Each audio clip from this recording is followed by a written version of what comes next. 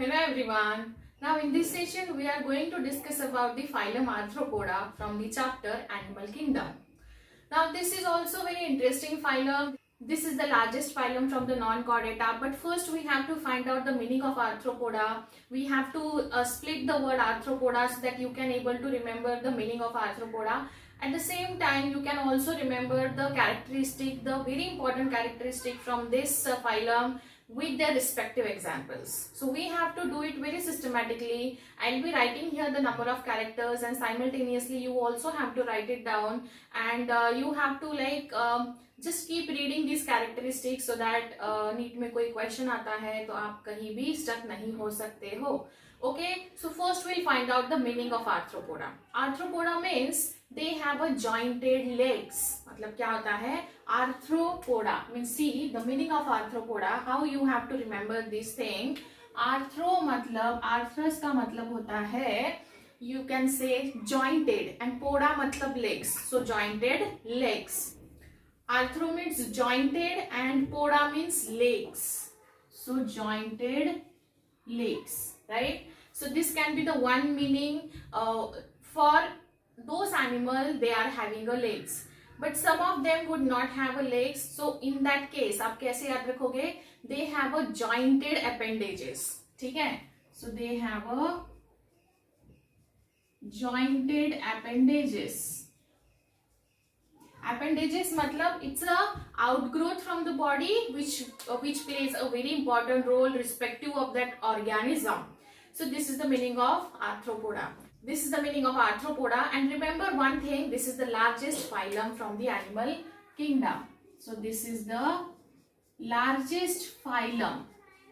Why it is the largest phylum? Because number of organisms would be included in this phylum. Basically all insects belongs to this phylum. ठीक है? Nearly 99.9% insects belongs to this phylum. So largest phylum, almost you can say 9 lakh species of insect.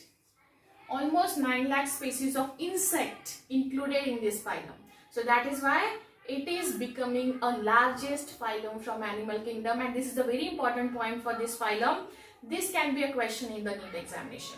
So we'll be doing this phylum according to the exam point of view, so that you have to remember each and every characteristic one by one. Okay, so we'll just discuss the characteristic of Arthropoda.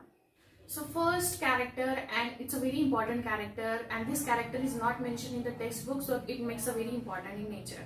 Von Siebold in 1845, remember this thing, 1845, proposed the term Arthropoda. Now he was the one who proposed this term Arthropoda, and he just made this as a phylum, as a Arthropoda. Next is habitat. It can be, you can see it has a diversity in habitat. It could be on the land, water में हो सकता है, soil में हो सकता है. It can be as a parasite also. So land पे, soil में, sea water में, fresh water में, parasite में, मतलब you can see it has a huge diversity in habitat, and it's obvious thing because it's the largest phylum. So it should have a number of creatures in it, and because number of creatures, so it should have a number of habitat simultaneously. Body form, as I told you, they have a jointed legs. Body segmented. Body segmented externally. The body consists of head, thorax and abdomen. The body has been divided into 3 parts: head, thorax and abdomen. Like if you want to visualize any member from this phylum, so this would be a best insect or best, you can say, organism to visualize for this phylum is a cockroach. Cockroach आपने घर में हर किसी ने देखा होगा. Cockroach देखा होगा, spiders देखे होंगे. So their body has been divided into 3 parts: head, thorax and abdomen. So cockroach अगर देखोगे तो उसको आप रिलेट कर सकते हो यहाँ. Body wall. Now body wall, they have a thick, tough and chitinous, you can से, layer. So they have a thick, tough and non-living, remember this thing, it's a non-living layer, chitinous cuticle. So here you have to remember this thing, non-living chitinous cuticle, which forms the exoskeleton. Exoskeleton means like a skeleton of the body. It can be of any organism. Exo means outer side and endo means inner side.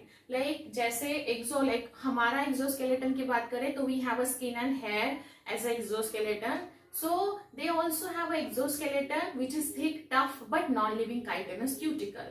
It is called as exoskeleton, मतलब body के बाहर का layer. Understood? Now the next character is in terms of digestive tract.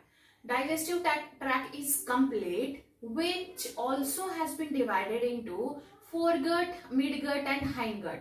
So you also have to remember the another name for fore, mid and hindgut. Foregut is like stomodium, right? Remember this thing. Mesenteron, midgut, and practodium is a hindgut, right? So this is how the digestive system is divided in this phylum. Open type of blood vascular system. This is a very you can say important character for this phylum. Open type of blood vascular system means blood would not you can say flow into distant vessels. Vessels या फिर ऐसे tube like structure से blood flow नहीं होता है. Blood openly flow होता है through out in the body, right. Next is respiratory organs. Respiratory organs means because they have a huge diversity. Some of the members can occur in aquatic habitat, some of the members can occur in terrestrial habitat. So we have to discuss in terms of each and every habitat with the respective their respiratory organs. So क्या है gills? As we all know, aquatic forms अगर होगा तो उसको gills would be a best you can say organ for the respiration. So gills होते हैं, but यहाँ एक छोटा सा ट्विस्ट है. बुक गिल्स याद रखिए. These can be जैसे बुक ओपन होती है, बंद होती है, वैसे ही इनके गिल्स ओपन एंड क्लोज होते हैं. That is why they are called as book gills.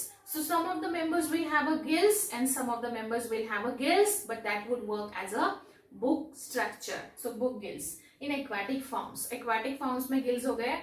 उसके बाद ट्रैकी और बुक लंग्स. अगेन टेरेस्ट्रियल में लंग्स होते हैं, like we also have lungs. Most of the organisms would occur in terrestrial habitat would have a lungs. So lungs भी है, but then trachea भी है, बट बुक लंग्स के book जैसे open and close होती है, जैसे मैंने अभी बताया वैसे लंग्स होते हैं in the terrestrial form. So you have to remember this two important things respectively. Aquatic and terrestrial form याद रखना पड़ेगा with the respective organs. Excretory organ, this is a very important part. Excretory organ पे काफी बार question पूछे जा चुके हैं. Either green glands में होगा और माल्फिगियन ट्यूब्यूल होता है. ईदर ग्रीन ग्लैंड्स और माल्फिगियन ट्यूब्यूल. माल्फिगियन ट्यूब्यूल आपने कॉकरोच पढ़ा होगा तो उसमें ये दिया हुआ है. कॉकरोच में एक्सक्रीटरी मटेरियल माल्फिगियन ट्यूब्यूल के हेल्प से ही बॉडी से रिलीज किया जाता है. And some of the forms, उसमें कुछ सम ऑफ द फॉर्म्स ऐसे हैं क्रिएचर जिसमें कोक्सल ग्लैंड जो है which acts as a excretory organ. So coxal gland acts as a excretory organ. So आपको green gland, Malpighian tubule and coxal gland ये Arthropoda के टर्म में याद रखना पड़ेगा. सेंस ऑर्गन्स भी होते हैं इनमें, लाइक कॉकरोच में भी है. एंटेना आपने देखा होगा, उसके आगे ऐसे ऐसे मूव होता है, अगर किसी ने देखा होगा तो. जैसे हम लाइट ऑन करते हैं रात में, इट्स कॉकरोच नॉक्टर्नल है, तो लाइट ऑन करते हैं तो वो इधर उधर रन करना शुरू कर देता है. और बहुत ध्यान से अगर आपने मे बी आपके चाइल्डहुड में उसको ऑब्जर्व किया होगा तो वो हमेशा उसके एंटेना मूविंग सिचुएशन में रखता है just to sense the external environment. So antenna होता है. फिर उसके बाद they also have a eye. Eyes भी होते हैं. Most of them would have a compound and some of them would have a simple. वो क्या करता है, कॉकरोच मोज़ेक इमेज फॉर्म करता है. इनमें मोज़ेक इमेज फॉर्मेशन होती है. मोज़ेक मतलब वो मोज़ेक टाइल आता है, देखो, जो इरेग्युलर शेप में होते हैं. ऐसे मतलब इरेग्युलर शेप में डॉट होता है. कोई भी टाइल दूसरे टाइल जैसा बिल्कुल एग्जैक्टली सेम नहीं रहेगी, उसको मोज़ाइक टाइल बोलते हैं. तो ये मोज़ेक इमेज फॉर्म करता है. स्टैटोसिस्ट जो है, it's a balancing organ for them. So they also have a organ for their balance which is the statocyst. उसके बाद इसमें एक बहुत इंपॉर्टेंट कैरेक्टरिस्टिक है, इसमें सीलिया नहीं रहते हैं. Complete no cilia. So no cilia, complete absence of cilia in this phylum. So this is a important point. ये बुक में मेंशन नहीं किया है, लेकिन आपको आपकी नोटबुक में जब लिखोगे तो इम्पॉर्टेंट मेंशन करके रखिए. Now the next characteristic in terms of they also have a endocrine gland. Endocrine gland जहां भी ये word आता है, you also have to remember simultaneously the word hormone. Endocrine gland has a work to do in someone's body in the secretion of hormones. Hormones होते हैं most of the time it can be for the in this phylum for the communication होगा, या for the sex attractant भी हो सकता है. So some insect secrete the pheromones. Pheromone secrete करता है. जनरली वो क्या होता है, एक दूसरे को मैसेजेस पास करते हैं. And some of the pheromones can also work as a sex attractant. So ये क्या है, केमिकल्स विच कम्युनिकेट मैसेजेस. जैसे हनी बी होते हैं. Honey be in search of nectar, वो बहुत दूर दूर तक ट्रैवल करते हैं या दूर दूर तक फ्लाई करते हैं, बट अल्टीमेटली वो उनके कोम में ही वापस आते हैं जो उनका घर है. तो ऐसा कैसे होता है, उनके पास तो जीपीएस नहीं होता है. होता है क्या, नहीं होता है. वो किसी से रास्ता पूछती है क्या, नहीं. तो वो जैसे ही वापस जाती है वैसे ही वापस आती है. दिन में ऐसा कितने बार उनके साथ होता है. So my point is here to, वो उनका घर कैसे ढूंढते हैं. सो वो क्या करते हैं, they will release the pheromone, they are travelling और when they are flying in search of food. ठीक है. और चलो अभी क्या है, कोई हनी भी वहां गया और उसको बहुत सारे नेक्टर्स दिखाई दिए, बहुत सारा फ्लावर जो कि उन्होंने अब तक देखा नहीं था. तो वो दूसरे उसके फ्रेंड्स को भी मैसेज करेगी बाय रिलीजिंग द फेरोमोन्स कि चलो आ जाओ यहाँ, यहाँ बहुत ज्यादा एम्बल अमाउंट में फूड सप्लाई अवेलेबल है. सो है कि नहीं इंटरेस्टिंग. सो ये जो क्रिएचर्स है ये काफी इंटरेस्टिंगली बिहेव करते हैं. हनी बी का पूरा जो लाइफ साइकिल है, कैसे क्वीन बनती है, ड्रोन्स एंड वर्कर्स होते हैं, ये हम पढ़ेंगे, लेकिन 12th स्टैंडर्ड में आपको उसका पूरा प्लॉयडी लेवल पढ़ना है. बट अभी के लिए इतना याद रखो कि वो फेरोमोन्स रिलीज करते हैं. बहुत सारे ऐसे इंसेक्ट्स हैं, जैसे एंड्स होते हैं, चींटियां होती है ना, उनका अगर आपने कभी बचपन में या अभी भी लाइन अगर आपने ब्रेक किया होगा, जो लाइन में चलती है, तो वो वापस थोड़े टाइम के बाद डिस्टर्ब होती है, लेकिन थोड़े टाइम के बाद वापस वो लाइन फॉलो करती है. उनको भी कैसे पता चलता है, because they are also releasing some chemicals just to communicate with themselves, right. Next, their sexes are separate. Separate होते हैं, डायोसिस जिसको हम बोलते हैं, male and female would be separate in this case. Fertilization usually internal होता है and they are mostly oviparous. Mostly oviparous होता है, but there is one exceptional case which is viviparous, जो मुझे आप बताओगे. It's a homework for you all. Development में भी डायरेक्ट और इनडायरेक्ट हो सकता है, because it has a huge diversity of organism. So it can be direct और इट कैन बी इनडायरेक्ट भी हो सकता है. These were all the characteristic of arthropoda. Now we'll discuss its interesting examples. Now we'll discuss examples of arthropoda. Some of the examples would be considered as an economically important insect. Some would you can say consider as a vector. Some would consider as a pest, right? Some would consider as a living fossil. So इतने सारे examples आपको याद रखने हैं. So first we'll discuss the economically important insect. तो economically important insect का मतलब ये है कि वो हमारे लिए काफी बेनिफिशियल होते हैं, जिससे हम इकोनॉमी जनरेट कर सकते हैं, हमको उससे पैसा मिल सकता है. तो ऐसा कौन सा है, Apis indica honey bee. Honey bee मतलब उससे हनी ही मिलेगा, और हनी बी मतलब हाँ उससे हनी मिल सकता है, बी वैक्स, जेलीज, और हनी काफी हेल्थ के लिए भी अच्छा होता है. So that can be considered as a economically important insect. Now next would be a Bombax mori. Bombax mori would be responsible for the generation of silk. So yes, silkworm, Bombax mori. Next is a laccifer. Laccifer मतलब black insect. इस पे NEET में questions पूछे जा चुके हैं बहुत बार, because ये 12th स्टैंडर्ड में भी आएगा आपको ये कॉन्सेप्ट भी, जब हम एनिमल हस्बेंड्री पढ़ेंगे. लेकिन अभी से उसका इंसेक्ट का नाम है वो रट के रखो, टैकार्डिया लैका. सो ये उसका नाम है, टैकार्डिया लैका. बहुत बार इस पे क्वेश्चंस पूछे जा चुके हैं. इसको लैक बोला जाता है, लैक, और जनरली रीजनल लैंग्वेज में हम इसको लाख भी बोलते हैं. क्या होता है, इसका बहुत ज्यादा कमर्शियल यूज है बैंगल्स बनाने के लिए, बैंगल्स के बड़े बड़े बैंगल्स बनाने के लिए, या फिर यू कैन से टॉयज, कोई भी चीज जो स्टिक करनी है उस चीज में ये यूज हो सकता है. पोस्ट ऑफिस में कभी गए होंगे तो वहां देखिए एक रेड चीज होती है, रेड जैसा एक स्टिक जैसा होता है, और उसको हीट देने के बाद वो मेल्ट होता है और वो एनवलप पे स्टैम्प करते हैं. कई बार आपने मूवीज में देखा होगा या रियल में देखा होगा, कई बार कोई सील करना होगा, बड़ा सा लॉक होता है, उस पे वो कुछ लिख के सील करते हैं, तो वो आप रेडिश देखोगे तो that is with the lac. This is the lac, जो कि इंडिया में जो लैक का प्रोडक्शन होता है वो सबसे ज्यादा होता है. बेसिकली आपको लैक का इंसेक्ट याद रखना है. इसकी पूरी life cycle will be discussing in the next year in animal husbandry. फिर वेक्टर्स याद रखना है. वेक्टर्स मतलब they would be, you can say, carriers. Vectors मतलब they would carry the disease causing agent. इसका definition क्या है? you can say disease carrying agents. मतलब जैसे मॉस्किटो हो गया, देखो यहाँ मैंने 3 अलग अलग मॉस्किटोज लिखे हैं, नाम उनके लिखे हैं। मॉस्किटो हमको डिसीज कॉज नहीं करता है, लेकिन वो डिसीज कॉज करने वाली चीज को कैरी करता है, which is the vector. Anopheles female जो कि मलेरियल पैरासाइट को कैरी करती है। क्यूलेक्स है जो कि फिलारिया कैरी करता है, जो कि फिलारिएसिस कॉज करता है, एलिफेंटासिस जिसको हत्ती रोग बोला जाता है।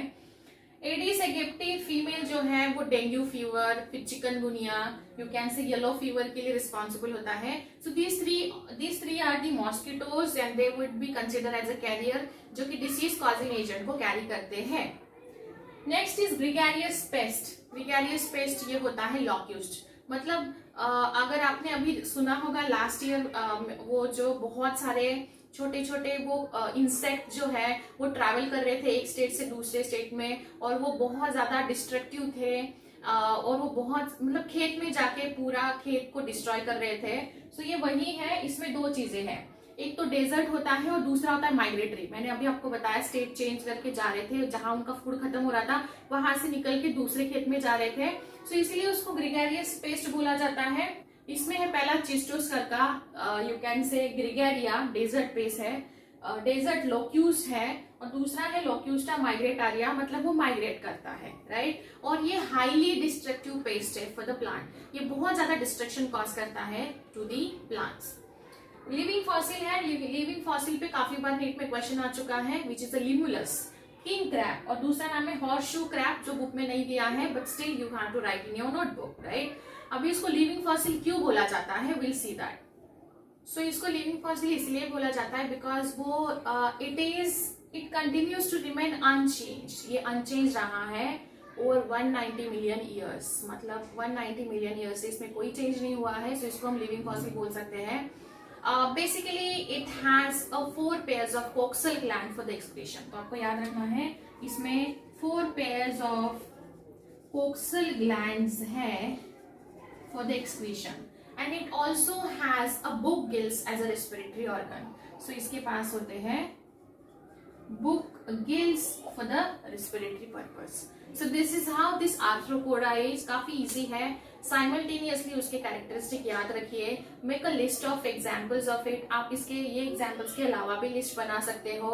You can also mention in the comment section कौन कौन से insects इसमें होते हैं।